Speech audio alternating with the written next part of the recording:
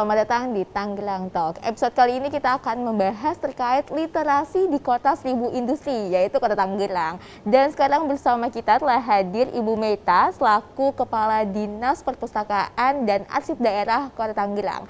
Halo Ibu, apa kabar? Alhamdulillah baik. Tetap semangat ya Bu, walaupun ini di penghujung tahun 2021. Insya Allah, harus semangat.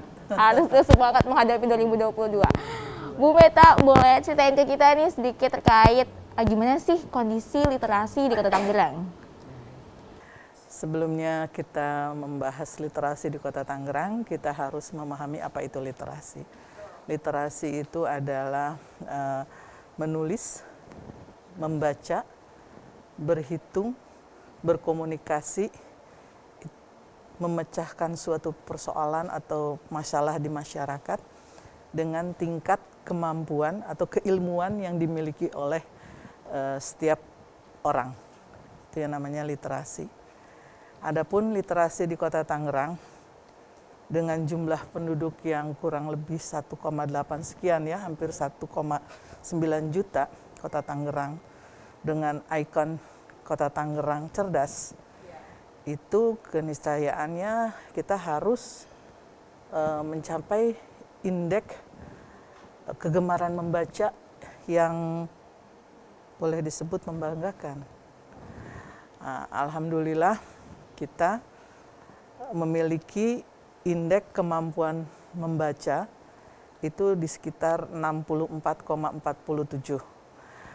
Kita berada di atas indeks kemampuan membaca nasional yang rata-ratanya hanya mencapai 55,74.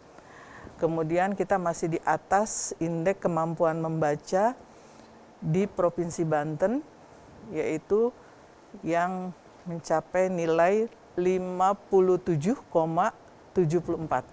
Nah, ini salah satu upaya dari inovasi yang kita lakukan oleh DPAD Kota Tangerang atas arahan dan dukungan Bapak Wali Kota, yaitu salah satunya Storytelling Net.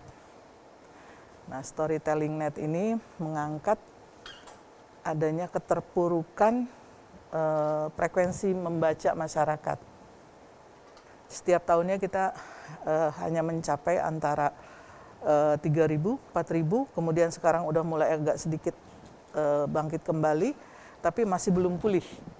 Nah, bagaimana caranya kemarin kita itu, 2 tahun kemarin ini, kita untuk tetap memberikan akses ya bagi masyarakat untuk menumbuhkan minat dan gemar membacanya, yaitu melalui salah satunya storytelling. Storytelling Net yang biasanya kita manual, kemudian kita kemarin menggunakan infrastruktur internet yang disiapkan oleh pemerintah kota melalui Kominfo. RW-net ya Bu ya? Iya, di setiap RW itu ya. RW ya, setiap RW. Nah, kemudian satu lagi adanya lomba-lomba bertutur. Kemarin ada lomba bertutur ya Bu ya? Secara virtual sekalipun, tapi alhamdulillah untuk tingkat nasional kita diikuti oleh 7 provinsi dan pemenangnya juga cukup banyak ya, peminatnya cukup banyak. Dan sekarang ini kita akan lagi melakukan lomba bertutur anak-anak sekolah dalam tingkatan SD, kemudian SLTP atau SMP ya. Iya, itu kita berharap sekota Tangerang yang kurang lebih 400 sekolah itu mereka berpartisipasi. Oh, jadi nanti yang saat ini akan dilombakan ini terkait cerita Kota Tangerang ya Bu ya? Betul. Cerita mereka terkait dengan asal-usul nama kampung mereka. Oh gitu, ya, menarik. Ya, potensi budaya atau keberadaan kampung mereka. Nah, kemudian apa harapan mereka untuk menumbuh kembangkan budaya dan kehidupan masyarakat di daerah masing-masing. Ya, kita menghendaki nanti di situ ada peran lurah, ada peran guru untuk mengedukasi anak-anak sekolah supaya lebih mengenal Kota Tangerang. Nah Bu, menarik lagi nih dari tema kita 1000 industri. Tangerang kan terkenal oleh 1000 industri sejuta jasa. Apakah Bu ada sangkut pautnya nih antara peningkatan budaya literasi yang tadi 64,70 sekian persen ya Bu ya, dengan jumlah investasi Kota Tangerang. Sama-sama kita tahu nih banyak sekali kawasan industri Kota Tangerang. Apakah meningkatnya budaya literasi juga meningkatnya sumber daya manusia di Kota Tangerang? Baik, kalau dilihat dari tipologi ya, bahwa Kota Tangerang itu disebut kota industri, memang itu dari era tahun 80-an, 90-an sampai dengan 2010 lah. Tapi setelah kesininya, itu industri yang ada di Kota Tangerang masih 1000 lebih. Tapi itu posisi yang besar dan sedang, itu menurun sekarang di kisaran 600 sekian lah.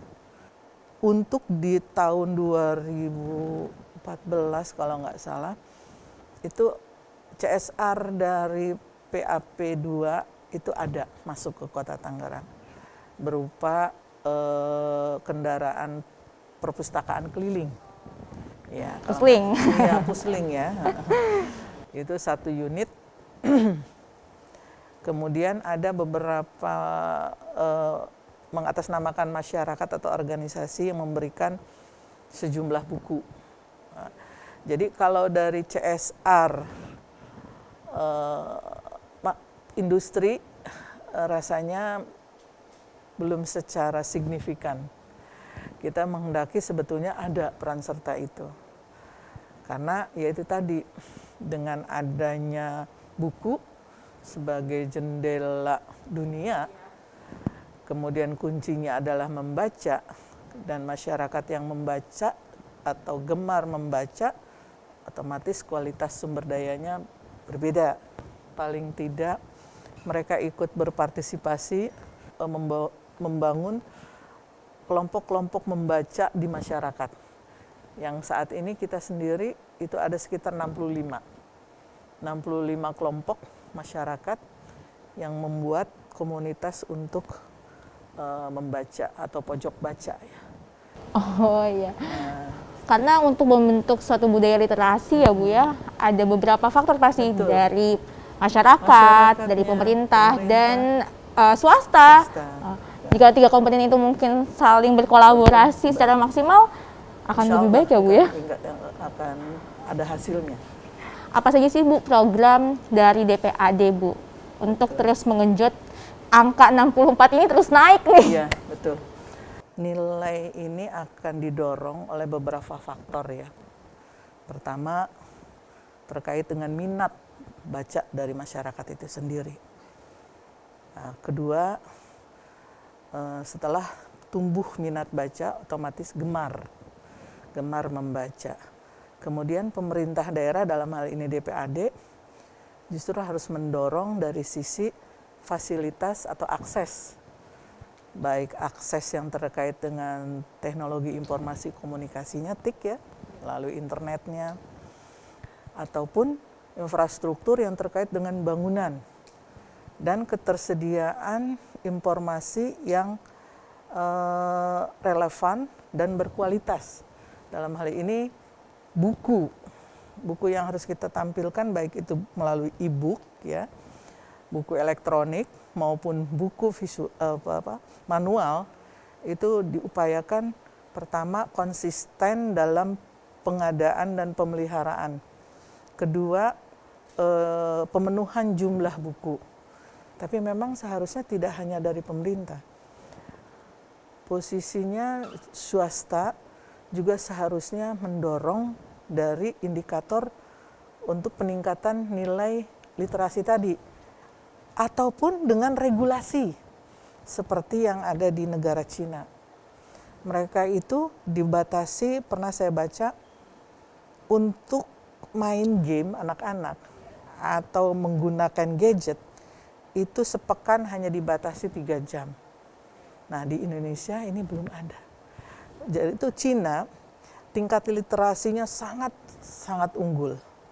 Mereka itu per hari diwajibkan membaca untuk masyarakatnya itu 3 buku. Wah, per Per hari hari, ya Bu ya. iya. Kita 10 lembar aja udah ngantuk-ngantuk Dan Bu. ngantuk. Memang tidak disebutkan bukunya berapa lembar. Oh iya betul juga Bu. Ternyata cerpen. Iya. Jadi minimal mereka itu per tahun setiap masyarakatnya itu membaca 20 buku. Ya cuma tadi balik lagi Bu, kalau baca status seneng ya. Iya. Nah ini mungkin yang 1,3 juga termasuk baca status kali. Hitungannya juga baca Bu, baca status Iya, tapi. baca kan sama. Iya. Lalu gimana Bu peran teknologi? Tadi Bu Meta juga Iya. sempat singgung sedikit terkait TIK ya Bu Iya. ya. Ini peran teknologi yang kian canggih membantu DPAD juga nggak di Bu Iya. untuk meningkatkan literasi? Iya. Kita masih berusaha untuk memenuhi yang terkait dengan alih infrastruktur yang tadinya manual ke digital ya. Pelayanan dari mulai sistem pendaftaran, kemudian masyarakat melihat isinya dari konten buku yang ada di perpustakaan daerah. Itu kita sudah mulai pendaftaran melalui WhatsApp ya. Jadi masyarakat cukup membuka aplikasi WhatsApp, kemudian dia bisa mendaftar, kemudian melihat isi atau judul buku yang mereka inginkan melalui InList. InList ini merupakan program softwarenya Perpusnas, tapi peruntukan se-Indonesia dan kita masuk ke dalam program mereka. Malah sekarang ini lagi akan kita melakukan koneksitas atau terintegrasinya dengan software atau program dari Batu Pustaka Banten. Nah, di situ berusaha Provinsi Banten membuat software yang merupakan kerucut dari nasional. Jadi, Kota Tangerang sendiri sudah melalui itu, dan Kota Tangerang sendiri sudah memiliki e-Tangerang ya melalui e-book. Nah, itu juga responnya cukup baik. Jadi kita sudah cukup berusaha untuk mencapai ke sana. Mungkin Bu Meta bisa kasih closing statement ya Bu ya. Kita bentar lagi 2022. Apa sih Bu harapannya atau targetnya terkait literasi di Kota Tangerang? Ada yang sangat krusial dan sangat kita idam-idamkan adalah terkait dengan infrastruktur bangunan. Ya, bangunan kita yang sekarang di Cikokol Perpustakaan Umum Daerah ini khusus untuk perpustakaan ya. Kalau yang lainnya itu udah cukup. Perpustakaan mini ada 5, kemudian perpustakaan keliling sudah ada 4 mobil dan menjangkau dari 13 kecamatan. Alhamdulillah dengan perpustakaan kecamatannya. Cuma perpustakaan umum daerah yang sampai saat ini dikarenakan volume buku yang setiap tahun bertambah itu kayaknya belum ideal. Kemudian itu tadi peran serta swasta yang saya harapkan, sehingga membuat swasta berperan tidak hanya sebatas memberikan, tapi juga melakukan perencanaan, kemudian memberikan partisipasi baik fisik maupun semacam penghargaan bagi kelompok-kelompok masyarakat. Bu Meta makasih banyak. Sama-sama.